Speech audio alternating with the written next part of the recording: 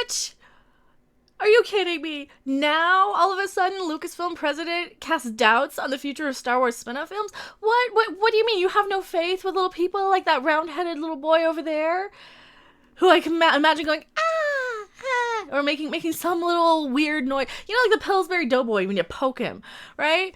Or you're still having doubts when people like little Mary Ray Sue Matrix jump over a TIE fighter? What? Oh, no, you can't be serious. These are the people you handpicked because you were so full of yourself. You're full of yourself. Hello, everyone. I am Mecha Random 42, your favorite YouTube harpy. We're talking Star Wars today. Oh, Lord. With the 9th and final film in the Skywalker saga set to be released by the end of the year, many fans are already wondering about the future of the Star Wars franchise. Because after Star Wars, The Rise of Skywalker hits theaters in December, it seems like the future of the movies is up in the air. Good, we're tired of them. We don't want any more unless you can make a good one. Just stop making them if you're just going to crank them out like fast food. Because we're paying top dollar for this. We're paying, how much? Like $20 a ticket pretty much anymore to go and see these movies in the theater. Stop giving me like day-old McDonald's. No, we want good top-of-the-line stuff. We want high-quality entertainment. And yeah, I know, it's just Star Wars. It's just a bunch of space wizards and laser swords and shit. But we love it, you know, at least we used to. Disney and Lucasfilm have shifted their focus toward Disney Plus series, bringing The Mandalorian and Rogue One prequel to the streaming service and seemingly putting off the spin-off movies on the back burner. After the disappointment of Solo: A Star Wars Story. Oh, they're finally admitting it was a disappointment. I thought that Solo failing was such a good thing. Remember all the articles last year? Here's why Solo failing is a good thing. Solo bombs in China, and that's a good thing. Every single article was like telling us how much of a good thing it was that Star Wars sucked, or was failing, or was losing money, or was underperforming. And look at this. It underperformed. It was a disappointment. It's right there in comicbook.com. And you know, they're owned by CBS. They don't really even have a dog in the fight. Lucasfilm president Kathleen Kennedy spoke about the shift in focus for the company as they now mine the new stories across the galaxy, teasing future plans while addressing what actually works in the Star Wars franchise. I think there's a larger expectation that Disney has, Kennedy explained to Vanity Fair. That is an article that we will probably dig a little deeper into over with the Midnight's Edge guys. On the other hand, I think that Disney is very respectful of what this is. Oh, sweetie, Disney would know respectful. If it met the back end of my riding crop, right, it would know what respectful was of the fans. Remember people like Pablo Hidalgo calling me Mecha Trollface, right? That little tweet where he's like, Mecha Trollface and Doom Penis. No.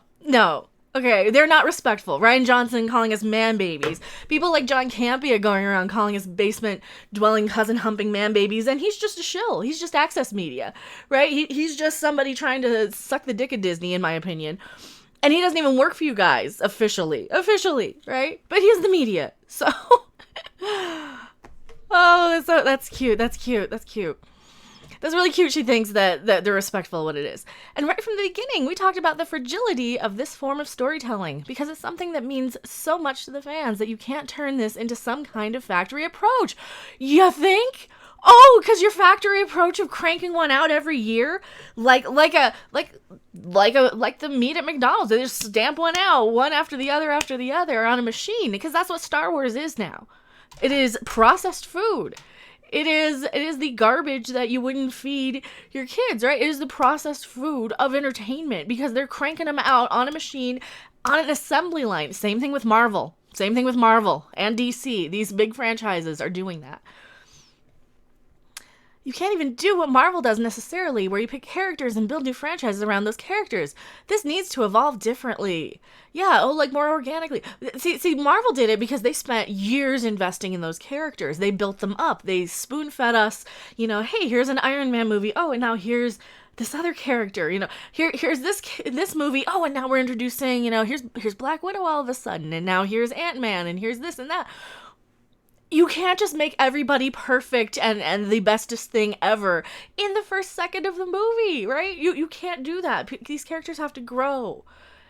And at the same time, you cannot be disrespectful of your legacy characters. If you are a franchise that's coming in from 40 years ago, trying to be relevant to new young kids, you still have to be respectful of the old fans who are still going to dish out their money. Those old farts like me who are going to be, hey, I would like, whatever merchandise from this movie because it's cool. And believe me, I got a lot of shit. I got a lot of movie related shit, okay?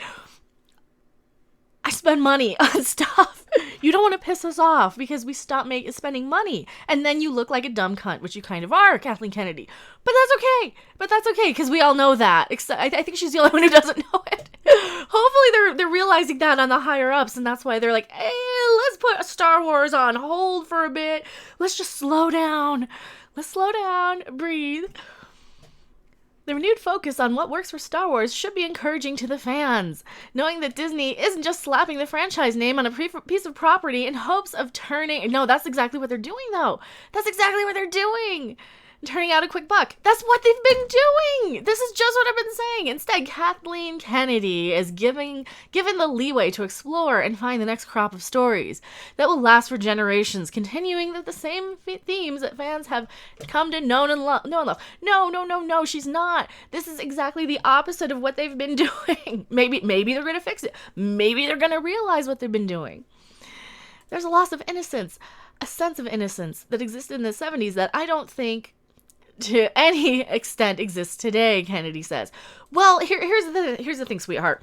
The world is different. The world has evolved. It is no longer a place where women have to kind of prove their worth.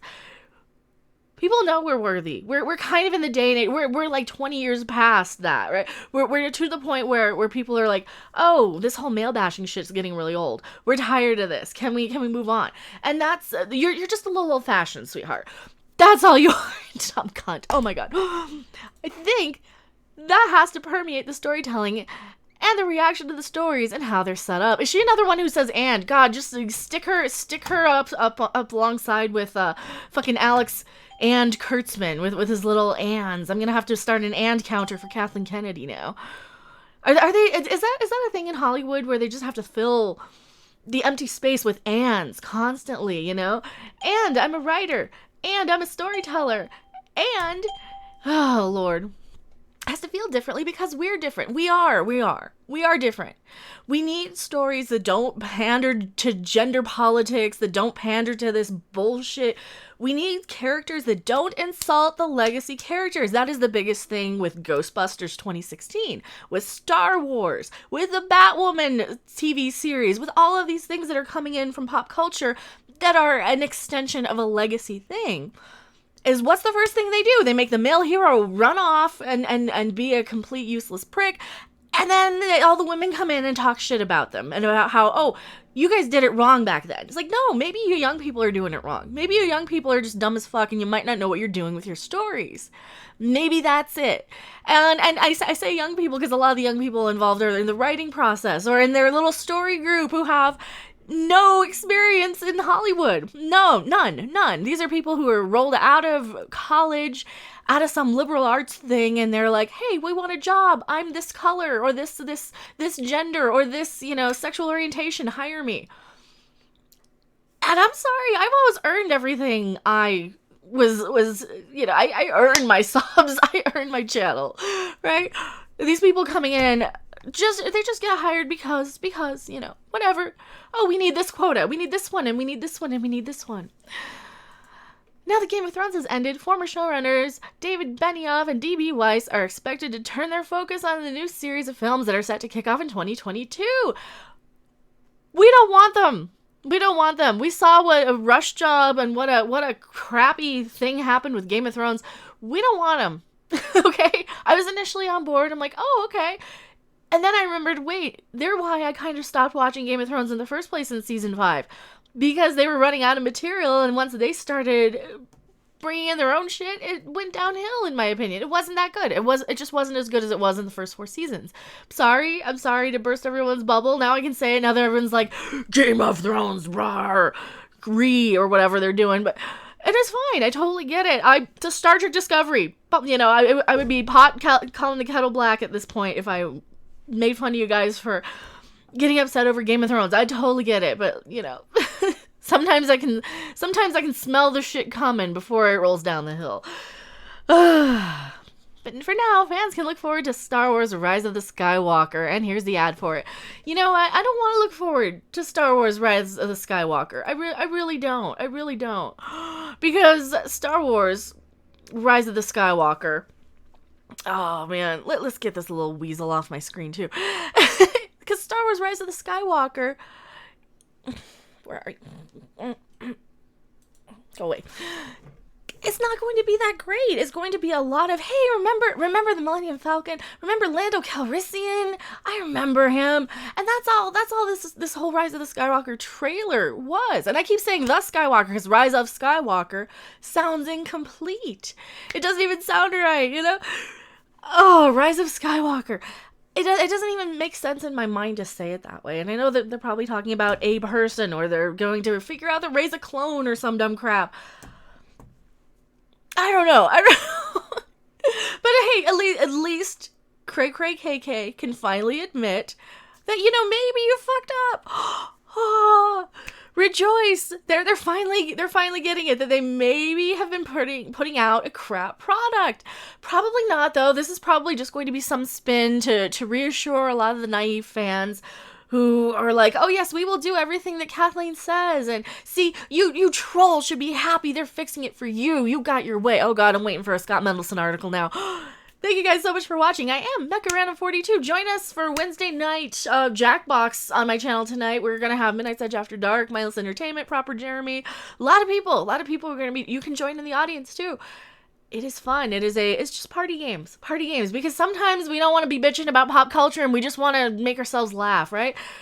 Thank you so much for watching. I am Mecha Random 42, PO Box 1566, Loveland, Colorado 80539. I do unboxings. I do all kinds of stuff. I do live streams. I stream on Twitch. I stream with Pete at Creepy Little Book, talking about paranormal and high strangeness and weird ancient history and Atlantis mythology, cool stuff like that, ghosts, anything you want to talk about, we talk about over there. Late nights podcast over there, Midnight Central. Stream with Midnight's Edge After Dark all the time. And thank you guys so much for watching. I will see you on the next video or live stream. Bye! Thanks for watching. If you liked it, make sure to hit that like button. And if you want to see more, don't forget to subscribe. See you in the next video. Bye!